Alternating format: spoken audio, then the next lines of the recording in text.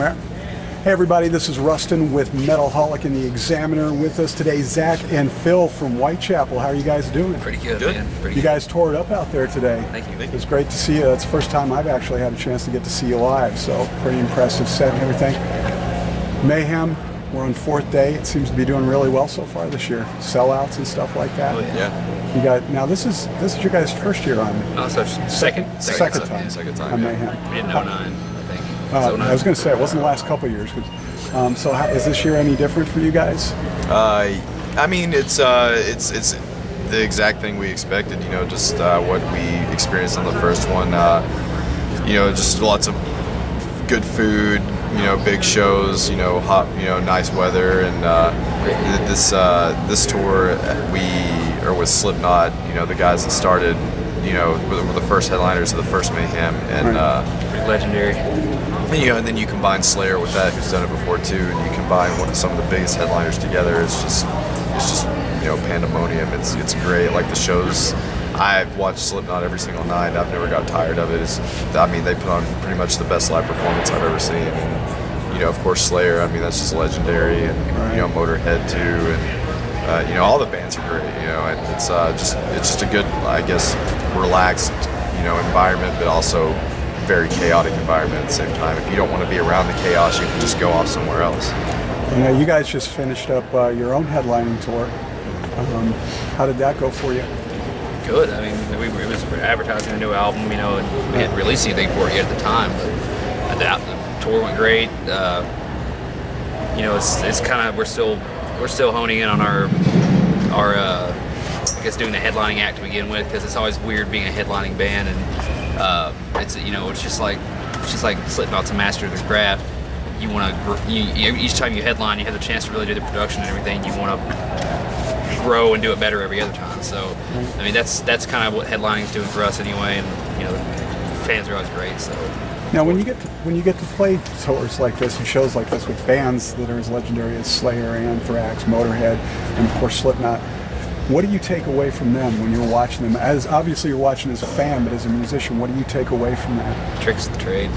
You know, I mean, no, you don't rip them off. You just watch how their production behind the scenes does everything, and watch how, you know, if you're a band trying to do it, you know, watch how professional they do it, and do it in your own way that you can afford. Obviously, they put a little more money out there for their production and everything, but I think that's what I come away with anyway. Just watching them, how they do things, how smooth everything's done, and not to mention watching them as fans. Just, I don't know, man. Some of these guys are legendary. All you can do is be a fan sometimes. I can't take, you know, Mick Thompson's presence and put it in me. You know, I can just kind of, but just that fuels me when I'm on stage, as far as how I feel like I should present myself, but not copying him, you know. So kind of like, I guess you could say, band college. Yeah, like, here you go. Like it's you know, obviously we would never try to mimic any band out there, because every band should have their own thing, their own style. You know, I mean, of course, there's only so many things that you can do to be different or do to like get people's attention. But I mean, you know, a band like Slipknot did it. You know, I mean, they did what no one else has done. You know, and Slayer is just a legendary just metal band. You know, a thrash metal band, and like they just, you know, they've been doing it for so long. It's like they just reached that prestigious level. And you know, you watch these bands and you just learn a lot. You just you know, like just watching Slayer and watching Slipknot, any band on main stage, you just see what they do and, you know, what gets them to where they are, because there's certain aspects that you have to make a show, you know, run smoothly and just be very professional looking, as far as like, you know, techs, you know, like you know, making sure your guitars are in tune, you know, because if it's just a local show, you're doing everything yourself, you know, obviously it's not going to be like that big shocking show that you're going to see, you know. It's just a good, you know, at the end of the day, it's a performance, but, you know, like they are putting on like just a spectacle. It's like it's like watching a movie, man. They're putting on it's almost like a theater play, you know, at the same time. And even with Slayer, you know, their background's sick, you know, with the crosses and everything. It's pretty gnarly with the flames, but you know, they have a presence about themselves, and it's just like Cannibal Corpse too. They don't really have to. They could just get out there and play and not do anything super crazy, but you're just the whole time you're just like, wow, that's the heaviest thing I've ever seen. You know, it's just how some of these bands have developed into, and that's kind of what we go for, I guess. Is we want to turn into that eventually. You know, just have a presence and just not have to do anything spectacular, but you get the vibe just from watching us. So. Well, speaking of which, you guys are moving forward. Your new album just came out a couple of weeks ago, self-titled. Where are you taking us with the new album that we haven't seen before, or is this just a continuation? It's just a mature approach to, you know, the music that we've written. You know, I mean, a lot of the old fans still, you know, they fall behind the first. It happens with a lot of bands. They fall behind the first album and they just can't progress to the next albums after that. And you know, it's like a double-edged sword. It's like it kind of sucks, but it's just, you know, I mean, I'm not asking people to like us. You know, I don't care if people like us. We enjoy writing the music that we do, but you know, but I don't think that we're one of those bands that just did a complete 180. We're still the same band.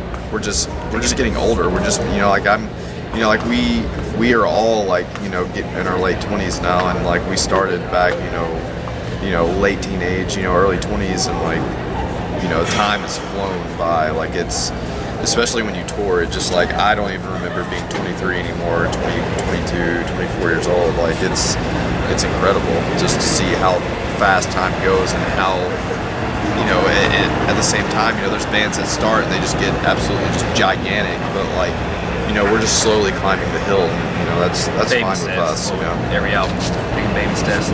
I think this album anyway, it's just thinking outside the box more. You know, we still have Whitechapel sound, but you know, we're not going too far over the edge. We're just trying to make it. You got to make it different every album. I feel like. I mean, I don't want to do the same album every time. No one does, and you know, it's kind of like, we want to stick around for a while. We want longevity. We don't want to just fizz out and die. You know, I feel like we gotta. It's not that we're trying to do something to benefit ourselves. We just want to reach out to more people, you know, that can probably dig this album more so than some of the other albums. You know, just what's wrong with that? I don't think I see anything wrong with it. Well, a couple more quick questions before we get out of here. It's Independence Day. My brother Randy Blythe locked up over there in Prague. What's your guys' take on? I mean, I don't know the exact like 100% true story.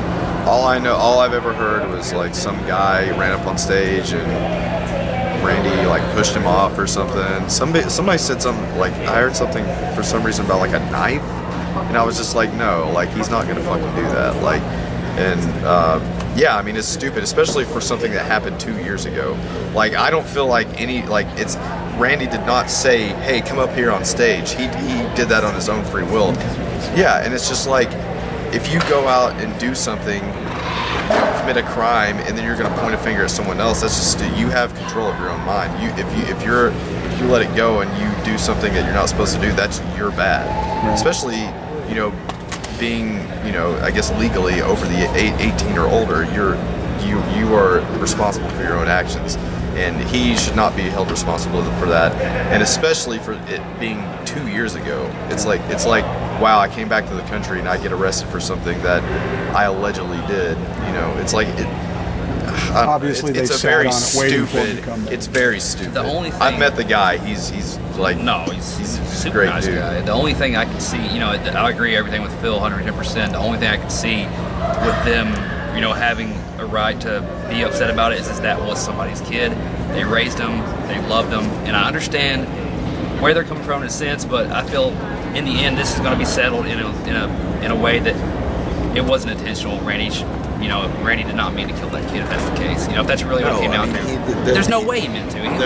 That shit changed after Dimebag got shot. I feel like it just all falls into the just common sense. You know, I mean, he's played thousands of shows or however many shows he's played, and that's never happened, like, ever. It's not like it consistently happens. Like, there's always going to be an accident at a show. People get hurt, kids get hurt, but it's all just, you know, people know that this is the risk I'm taking. No one is held responsible but me. The dude ran up on stage at a place where he is restricted from being. He's not supposed to be up there. So if, you know, and especially I heard he was being rushed, like the guy was rushing at him. And it's just kind of like, well, after what happened to Dimebag, it's kind of like, I should be able to defend myself if someone's rushing at me. Granted, he is at my show probably to have a good time, but You should know better, man. I mean, if some dude is like rushing at me on stage, yeah, I'm probably gonna like throw a kick at him or like punch him or something. I mean, I don't know what he's about to do, if he's trying to tackle me or just run and give me a high five. Who knows? It's self-defense, if anything. And I mean, it's just stupid. Like I heard about it, I was just like, this is just unbelievable. it's like he said. I feel like that 2 years later. I mean, I don't get why they're making. You know, they should have. I don't see how they could have gone outside of it. Maybe it's just the jurisdiction thing. That's what I'm assuming, but it's still. It's like he said earlier with the other thing. It's a double-edged sword because yeah, this is bullshit. But on the other hand, I know why they're mad, and I if the parents are really that upset about it, but this has got to be settled in a way that I feel Randy will go free and they will understand that it wasn't intentional on his part. That's the only explanation for it. No disrespect to that kid's family, but Yeah. it's just like, dude, if your family's mad, it's just like, well, it was his fault. Like, he's the one that made the decision to go up there when He knew better. All right, so on a lighter note before we get out of here then, first song you guys ever wrote together. What was it? That was God, I forgot what it was. that wasn't Fairy Faye, was it? No, it was a Smack Down song, obviously, but like I just forgot which one it was. No, it was Best Ring Kiss. Oh, That's yeah, what it was. Best Ring Kiss. Yeah, one of the songs off the first album. Yeah. Zach and Phil of Whitechapel. The new album is out now. Everybody get out there and pick it up. Guys, thanks so much for taking the time. Absolutely. Zombie Apocalypse, any thoughts? Just as long as Mortician's in the background, like that's the only thing that matters. So.